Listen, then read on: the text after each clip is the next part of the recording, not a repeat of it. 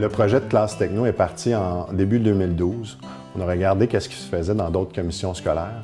Puis on a décidé de partir un projet pilote à grande entrée avec un iPad par élève. Ensuite de ça, ça s'est diffusé cette année dans les groupes d'éducation physique au primaire et dans les groupes du préscolaire au primaire. Aussi, l'année dernière, on a commencé à utiliser l'iPad avec des jeunes un peu plus dans une classe spéciale à la polyvalente, qui est la classe CAPI, où est-ce que c'est une classe qui accueille des élèves qui ont des troubles autistiques. On a commencé par l'utilisation du iPad dans un contexte de lecture. C'est-à-dire, dans toutes les écoles, il y a un 20 minutes le matin qui est attribué à la lecture.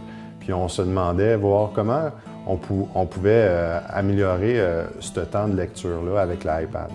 Donc, avec un abonnement à la Bibliothèque des Archives nationales du Québec, les jeunes se sont inscrits, ils peuvent réserver et louer des livres numériques directement sur les iPads, à raison de 7 livres à la fois.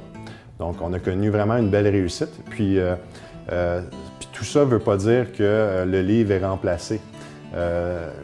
Ils ont juste l'option d'avoir un livre numérique versus un livre papier.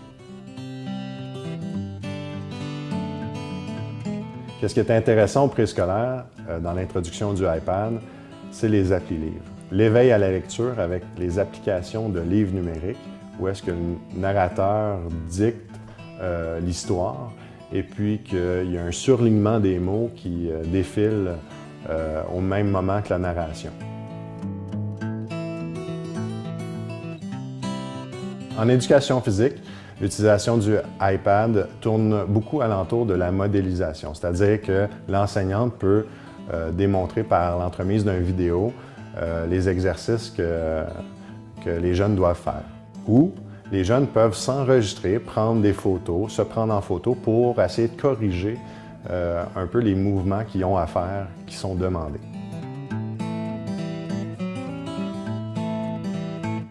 Les élèves, auparavant, allaient à l'école puis se déconnectaient de leur réalité. Là, ils arrivent à l'école, ils utilisent les mêmes outils qu'ils ont à la maison, c'est-à-dire une tablette, un ordinateur. Puis la tablette, ça apporte beaucoup de mobilité. On a tous les outils en un sur le coin de son bureau. Le dictionnaire, l'appareil photo, la caméra, le montage, le traitement de texte, on a tout.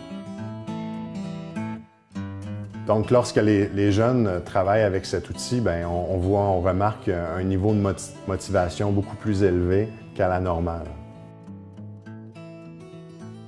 La part du iPad en classe, en fait, a augmenté définitivement la motivation chez les jeunes, et puis les projets en tant que tels deviennent beaucoup plus significatifs pour eux autres. On est bien heureux que tout ça a été mis en place puis que ça fonctionne. Maintenant, il faut continuer à accompagner les enseignants là-dedans parce qu'un des gages de réussite, c'est l'accompagnement des enseignants dans ce projet-là.